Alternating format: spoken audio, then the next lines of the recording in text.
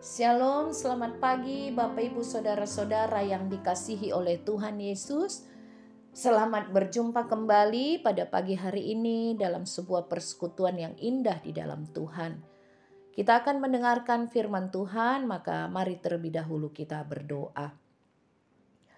Bapa di surga, terima kasih ya Tuhan, kalau pagi hari ini kami boleh kembali bersekutu bersama-sama untuk mendengarkan firman-Mu ya Bapa. Karena itu Tuhan, kami terlebih dahulu mohon berkat penyertaan Tuhan melalui kuasa Roh Kudus-Mu untuk memberkati hati dan pikiran kami, agar firman Tuhan boleh menjadi firman yang hidup, menjadi rema bagi kami. Terima kasih Bapa, di dalam Kristus Yesus kami berdoa dan mengucap syukur. Amin. Bapak Ibu Saudara-saudara, firman Tuhan yang akan kita dengar pada pagi hari ini diambil dari kitab Bilangan 6 ayat 24. Demikian dikatakan oleh firman Tuhan. Tuhan memberkati engkau dan melindungi engkau. Demikian firman Tuhan. Bapak Ibu Saudara-saudara, berbicara mengenai berkat Tuhan, yang paling sering dipahami oleh banyak orang adalah bahwa berkat itu dipandang dengan atau identik dengan kekayaan atau uang. Jika pendeta berkhotbah demikian, saudara ingin hidupmu diberkati oleh Tuhan? Apakah saudara ingin berkat melimpah dari Tuhan? Maka kebanyakan jemaat berkata, amin. Saya ingin jalan-jalan ke luar negeri. Saya pingin uang banyak. Aku mau beli mobil baru dan sebagainya. Seringkali berkat diidentikan dengan kekayaan atau uang. Atau tidak jarang saat kita mendengar seseorang berkata, saya baru terima berkat Tuhan. Lalu kita berpikir bahwa dia baru menerima uang. Kita identikkan berkat yang dia terima itu dengan uang, padahal belum tentu. Ketika dia berkata, saya baru terima berkat Tuhan, bisa saja berkat yang dia terima merupakan kesehatan, dia sembuh dari sakitnya selama ini, atau anaknya diterima bekerja, dan sebagainya. Jikalau kita memahami berkat Tuhan hanya melulu uang atau identik dengan uang, ini mengakibatkan pemahaman yang keliru, Bapak Ibu Saudara-saudara. Salah memahami bahwa hanya orang-orang yang punya banyak kekayaan atau banyak uang lah orang yang diberkati oleh Tuhan, padahal belum tentu. Karena banyak orang yang dilimpahi dengan kekayaan materi tetapi tidak berbanding lurus dengan kekayaan rohaninya. Jadi jangan kita menyimpulkan bahwa orang yang memiliki kekayaan sudah tentu karena rohaninya yang bagus. Belum tentu Bapak Ibu Saudara-saudara. Kita berpikir, oh dia kaya karena rohaninya bagus, maka dia diberkati. Padahal belum tentu orang yang memiliki kekayaan materi itu berbanding lurus kekayaan rohaninya dengan kekayaan materinya. Bahkan bisa berbanding terbalik.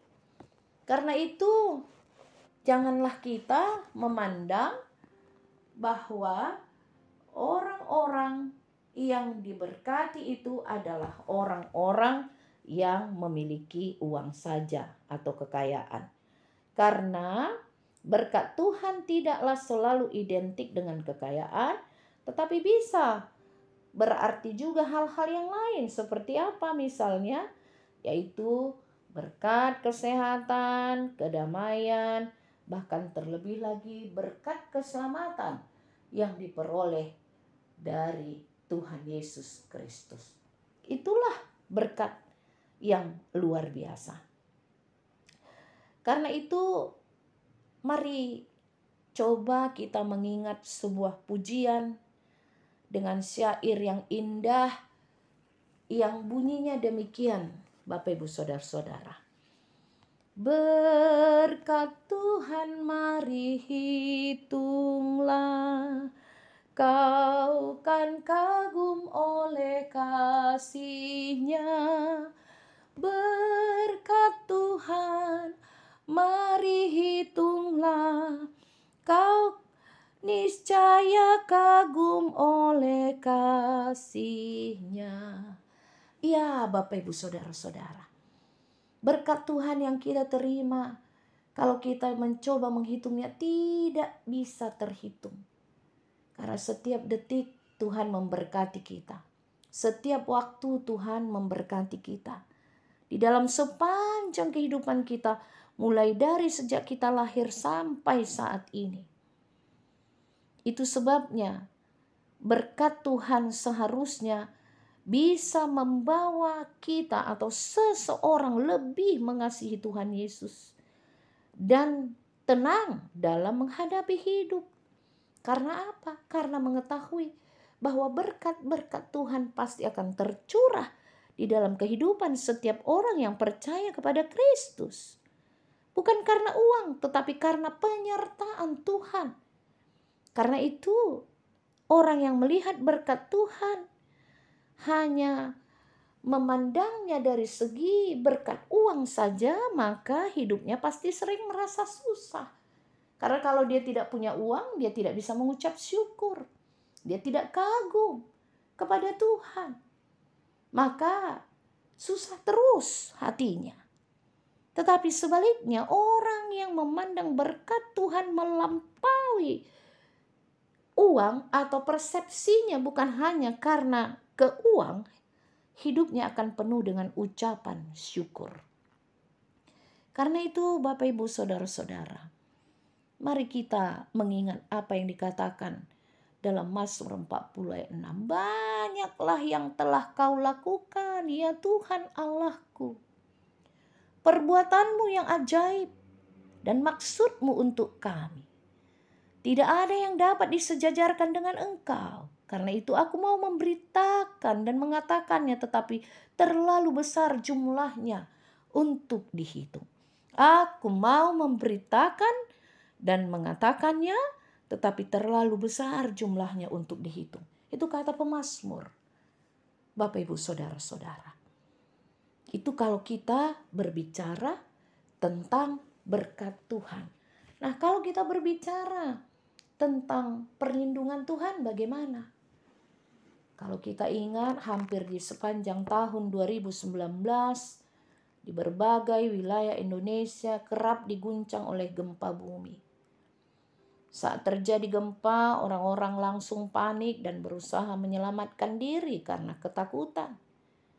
Karena gempa bumi adalah peristiwa yang tidak bisa dikontrol, datangnya tiba-tiba dan menakutkan.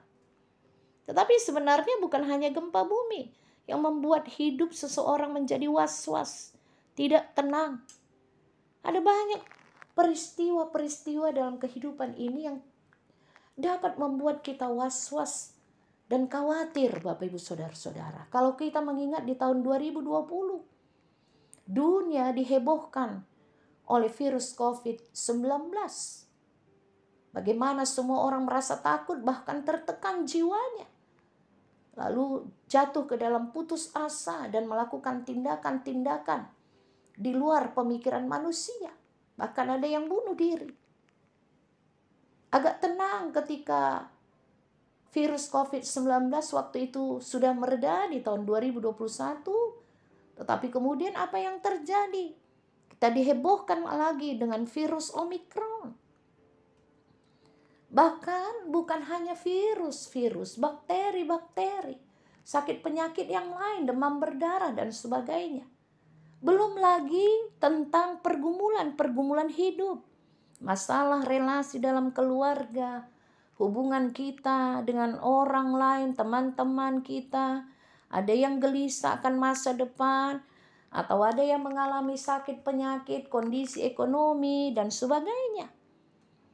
Banyak sekali yang terjadi di dalam kehidupan ini yang membuat manusia bisa dicengkeram oleh rasa tidak tenang dan ketakutan. Rasa tidak tenang selalu hadir di segala masa dalam kehidupan manusia.